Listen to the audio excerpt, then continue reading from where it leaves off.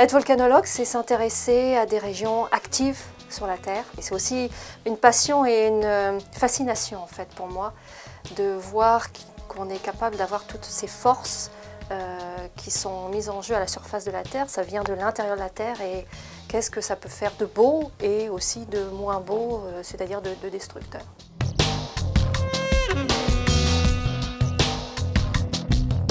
Mes semaines se passent à faire de la recherche. Bien sûr en volcanologie, ce que j'appelle en volcanologie physique. Je vais étudier des textures de lave, soit en allant sur le terrain, en prenant des échantillons et en étudiant par exemple le gaz que l'on peut retrouver dans ces coulées de lave. Ou bien je vais faire des études à partir au contraire d'images satellitaires, donc on s'éloigne des coulées à ce moment-là et on va essayer de caractériser ces laves à partir de l'espace. Ça c'est une partie de mon travail pendant ma semaine. Une autre partie de mon travail qui est aussi à mon avis très importante, c'est là je m'écarte de l'aspect pointu de la science et de la recherche et là je vais essayer au contraire de communiquer ce que je fais en recherche, mais aussi ce que c'est d'être volcanologue à des jeunes en allant faire des visites dans des écoles, principalement des écoles de milieu primaire, en faisant des camps de jour, en écrivant un livre, en ayant organisé et créé et organisé un site internet, toujours sur les volcans.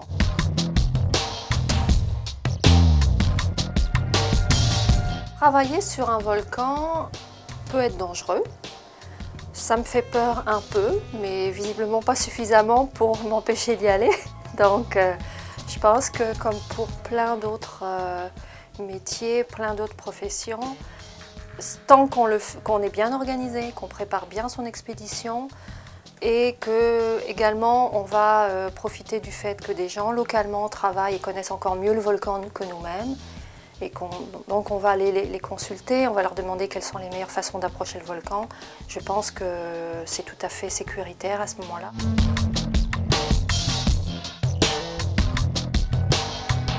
Quand on découvre quelque chose, il y a toujours des nouvelles questions qui arrivent après. Donc c'est comme une chaîne. Quand on est chercheur, qu'on est un vrai chercheur, ça ne se termine jamais, il n'y a jamais de fin.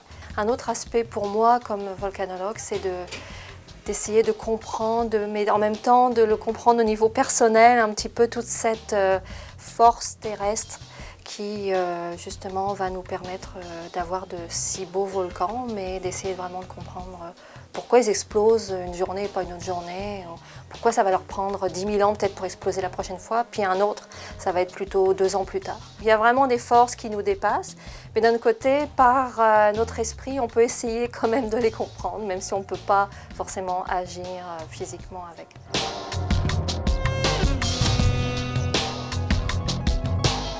C'est de comprendre à travers l'histoire de la Terre comment s'est développé ce volcanisme en fait là.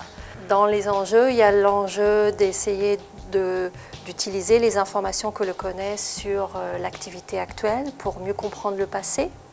Et il y a aussi d'utiliser ce qu'on connaît actuellement pour mieux comprendre ce qu'il se passe sur d'autres planètes.